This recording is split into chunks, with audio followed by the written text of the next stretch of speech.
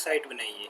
अब इस साइट बनाने के बाद में जैसे कि यहाँ पर blogspot.com लिखा हुआ है, अब यहाँ पर हम इससे अपना कस्टम डोमेन ऐड करेंगे।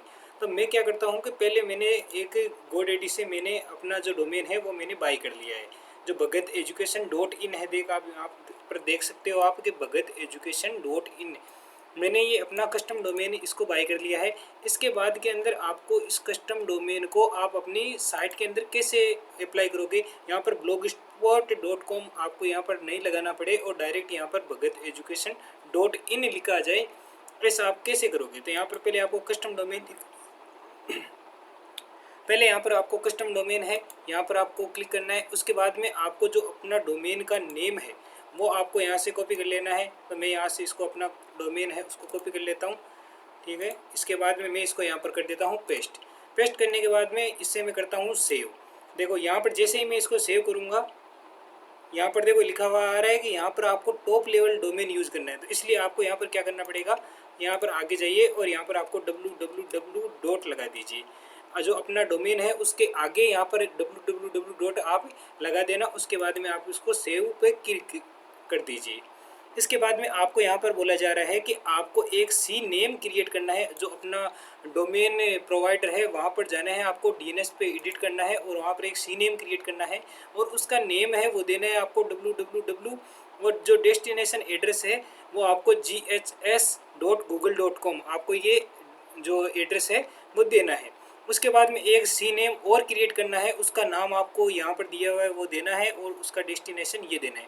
तो मैं ये काम कर लेता हूँ। पहले एक सी नेम बनाऊँगा, उसका नेम www दूंगा और एक डेस्टिनेशन एड्रेस बनाऊँगा। तो मैं इस डेस्टिनेशन एड्रेस है मैं इसको कर लेता हूँ कॉपी, ठीक है। इस डेस्टिनेशन एड्रेस को मैंने यहाँ से कर लिया कॉपी, ठीक है। अब यहाँ से मैं चलता हूँ अपने जो DNS प्रोवाइडर है, जो अपना मतलब जो डोमेन बाई किया है मैंने वहाँ पर, और यहाँ पर मैं एक ऐड न्यू रिकॉर्ड पे क्लिक करूँगा और यहाँ पर टाइप में सेलेक्ट करूँगा सी नेम, और मुझे नेम के अंदर यहाँ पर देना था www, और मैंने वैल्यू के अंदर जो अपना जो डेस्टिनेशन बता रहा था वहाँ पर आपको इसको पेस्ट कर देना है और इसको आपको डिफ़ॉल्ट पे रहने देना है, छेड़ना नहीं है। उसके बाद में आपको सिंपली सेव पे आपको क्लिक कर देना है। अब इसके बाद में आपको क्या करना है, यहाँ पर बता रहा है कि www configure it another record, मतलब यहाँ पर पहले से यहाँ पर कहीं पर another record के अंदर ये बताया हुआ है। इसका मतलब है कि यहाँ पर देखो आपको दिखाई दे रहा होगा कि www नाम से पहले यहाँ पर एक DNS रिकॉर्ड है वो बना हुआ है। तो आपको यहाँ पर एडिट पे क्लिक करना है और जो वैल्यू है, यहाँ पर जो वैल्यू है इसको आपको यहाँ से एडिट करके आपको सिंपली यहाँ पर इसको पेस्ट कर देना है और इसको सेव पे आपको क्लिक कर देना है, ठीक है। इसके बाद जैसे आप इस पर क्लिक करोगे उसके बाद में आपका जो DNS है वो अपडेट होगा। अब मैं चलता हूँ अपना, ये अपडेट होता है तब तक। अब मुझे एक सी नेम और क्रिएट करना है, उसका नेम मुझे ये देना है। तो मैं इस नेम को कर लेता हूँ यहाँ से कॉपी, ठीक है। और यहाँ से मैं अपने वापस डोमेन नेम प्रोवाइडर पे जाता हूँ और यहाँ से एक जो एड सी नेम पे मैंने टाइप पे क्लिक किया था वहाँ पर यहाँ पर नेम की जगह मैं यहाँ पर इसको पेस्ट कर देता हूँ।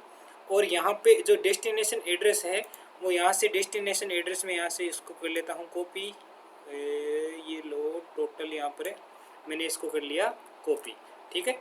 अब यहाँ से कॉपी करने के बाद में मैं यहाँ पर चला जाता हूँ और यहाँ पर जाके इसको पेस्ट कर देता हूँ। पेस्ट करने के बाद के अंदर मैं यहाँ से इसको रिकॉर्ड को कर लेता हूँ सेव, ठीक है। मैं जैसे इस रिकॉर्ड को सेव करूँगा देखो ये सेव हो जाएगा, ये अपडेट DNS रिकॉर्ड और भगत एजुकेशन डॉट इन। अब देखो यहाँ से DNS record has been updated, तो ठीक है यहाँ पर DNS रिकॉर्ड है वो अपडेट हो चुका है। तो आपको यहाँ पर देखो आप यहाँ पर सी नेम वगैरह ये देख सकते हो, यहाँ पर अपना जो सी नेम है वो देखो यहाँ पर अपडेट हो गया है। 1 घंटे का इसमें बाय डिफ़ॉल्ट टाइम दिया हुआ है, ये अपडेट होने के अंदर इतना टाइम लग सकता है। अब मैं क्या करता हूँ यहाँ से एक कैसे भी हटा के इसको वापस मतलब यहाँ से इस अपने डोमेन को लिख देता हूँ। जैसे मैंने यहाँ पर डोमेन लिखा उसके बाद में मैं यहाँ पर करता हूँ सेव पे क्लिक। अब देखते हैं ये सेव होता है क्या, देखो ये यहाँ पर सेव हो गया है। अब जैसे ही यहाँ पर देखो आपको यहाँ पर दिखाया होगा, यहाँ पर आपको दिखा रहा होगा www.bhagateducation.in। अब आप यहाँ पर अगर चाहते हो कि जो अपना जो डोमेन है जो अपनी वेबसाइट का URL है उसके अंदर www. शो करें तो आप इसको ऑन कर सकते हो यहाँ से। अगर आप चाहते हो कि डायरेक्ट यहाँ पर HTTPS और सेमीकोलन वहाँ पर लगा के भगत एजुकेशन डॉट इन ही लिखा है, तो आप इसको ऑन मत करना। तो मैं चाहता हूँ कि मेरे जो वेबसाइट है वहाँ पर www डॉट उसके अंदर जो है बाय डिफ़ॉल्ट यहाँ पर शो हो उसके अंदर। तो मैं इसके लिए यहाँ पर इसको ऑन कर देता हूँ। जैसे ही मैं इसको ऑन करूँगा आप देख सकते हो कि यहाँ पर देखो, आप जैसे ही व्यू ब्लॉग के ऊपर यहाँ पर क्लिक करोगे तो जो अपना हमने जो डोमेन बनाया था उसके अंदर www डॉट यहाँ पर बाय डिफ़ॉल्ट लिखा हुआ आएगा। देखो यहाँ पर आ रहा है ना www dot Bhagat education dot in. ठीक है, आप वो यहाँ पर कंटिन्यू साइट के ऊपर क्लिक करना है। जैसे ही आप देखोगे यहाँ पर अभी एरर बता रहे हैं, अपनी साइट है वो लोड नहीं हो रही है।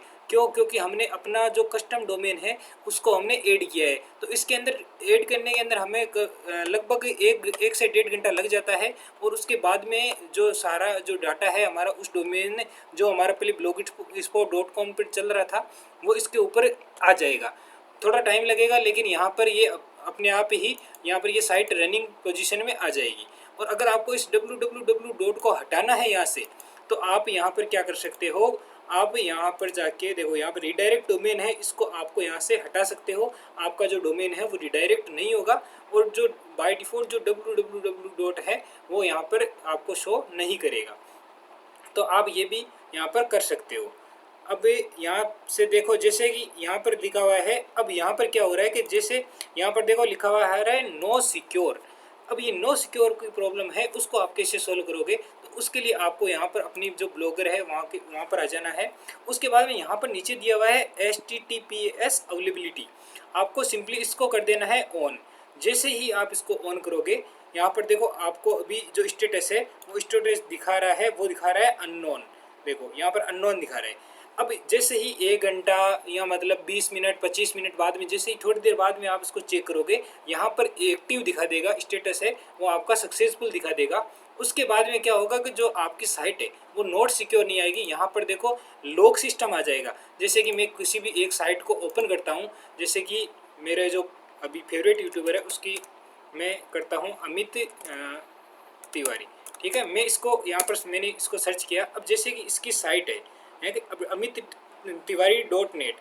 तो ठीक है, अब मैं यहाँ पर जैसे इसको ओपन करता हूँ तो यहाँ पर जो HTTPS है वो यहाँ पर आ जाएगा। देखो यहाँ पर जैसे मैं इस लॉक के ऊपर क्लिक करता हूँ तो यहाँ पर देखो, यहाँ पर कनेक्शन इज सिक्योर लिखा हुआ आ रहा है। और जैसे ही मैं अपनी साइट पे अभी जा रहा हूँ तो यहाँ पर लिखा हुआ आ रहा है कनेक्शन इज नॉट सिक्योर। तो आपको क्या करना है, आपको सिंपली यहाँ पर जैसे ही आप यहाँ पर इसको ऑन करोगे तो आपका ये कनेक्शन है वो सिक्योर आपको शो हो जाएगा। तो आप यहाँ पर देख सकते हो, जैसे इसने अभी क्या है कि अपना www डॉट है उसको हटा रखा है। तो इसके अंदर आप भी हटा सकते हो, कोई दिक्कत नहीं होगी, वो दोनों पर रन करेगा। अगर यहाँ पर आप देखो, जैसे कि www डॉट आप लगा के जो देखते हो तो वहाँ पर भी ये साइट रन होगी, उससे कोई भी आपको दिक्कत नहीं आने वाली है। देखो ये भी रन हो रही है, लेकिन ये वापस आपको उसी रिडायरेक्ट ले जाएगी। तो मैं भी क्या करता हूँ कि मैं इसको यहाँ पर रिडायरेक्ट नहीं करूँगा, मैं इसको हटा देता हूँ। तो ये मैंने इसको हटा दिया। ठीक है, अब ये SSL सर्टिफिकेट है, जो HTTPS है, यहाँ पर S का मतलब है सिक्योर। तो ये SSL सर्टिफिकेट है, ये SSL सर्टिफिकेट आपको ब्लॉगर के अंदर बाय डिफ़ॉल्ट मिलता है। तो आपको ये मिल जाएगा और आपको इसको सिंपली एक्टिवेट कर लेना है। अब जैसे ही आप अपनी साइट का जो URL है आप उसको चेक करोगे फिर से जाके, तो यहाँ पर आपको नोट सिक्योर का जो यहाँ पर प्रॉब्लम आ रही थी वो नहीं आएगी। अब देखो यहाँ पर अभी ये रन तो नहीं हो रही है, क्योंकि इसको टाइम अभी मतलब लग रहा है, इसको कम से कम 1 घंटा अभी लगेगा। लेकिन यहाँ पर देखो, यहाँ पर आप देख सकते हो अभी यहाँ पर तो नॉट सिक्योर दिखा रहा है, क्योंकि हमारा जो SSL सर्टिफिकेट है वो अभी अननोन है, मतलब यहाँ पर एक्टिव नहीं हुआ है।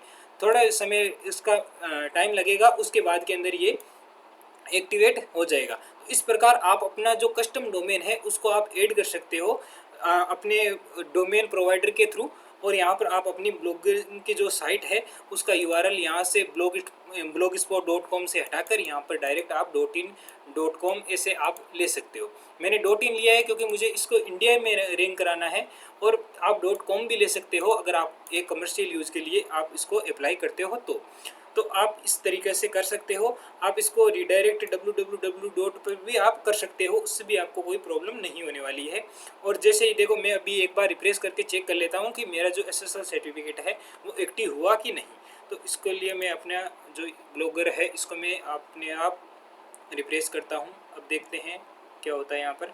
हाँ, जैसे कि यहाँ पर अभी देखो, यहाँ पर जो स्टेटस है वो पेंडिंग दिखा रहा है। यहाँ पर लिखा हुआ आ रहा है कि HTTPS availability is being proceed. इसका मतलब कि जो SSL सर्टिफिकेट है वो इंस्टॉल होने वाला है, जो आपका थोड़ा सा टाइम लगेगा। यहाँ पर लिखा हुआ है, आ रहा है कि चेक बैक लेटर, थोड़ी देर बाद में आप इसको चेक कीजिए। तो ठीक है, हम थोड़ी देर बाद में आएंगे और उसको चेक करेंगे। अगले वीडियो में हम और भी इसके बारे में नई चीज़ें जानेंगे कि अगर आपने नई साइट बनाई है तो आप उसके लिए कैसे कैसे अपडेट कर सकते हो। अगर आपको ये वीडियो पसंद आया है तो आप इसको लाइक कर लीजिए, चैनल को सब्सक्राइब कर लीजिए। आपको बहुत ही अच्छी अच्छी इन्फॉर्मेशन वेबसाइट डेवलपमेंट के रिलेटेड और मोबाइल सिक्योरिटी, कंप्यूटर सिक्योरिटी के रिलेटेड आपको मिलती रहेगी। तो आप चैनल सब्सक्राइब कर लीजिए ताकि आप कोई भी नया वीडियो है वो मिस न कर सकें। तो ठीक है, मिलते हैं अगले वीडियो में।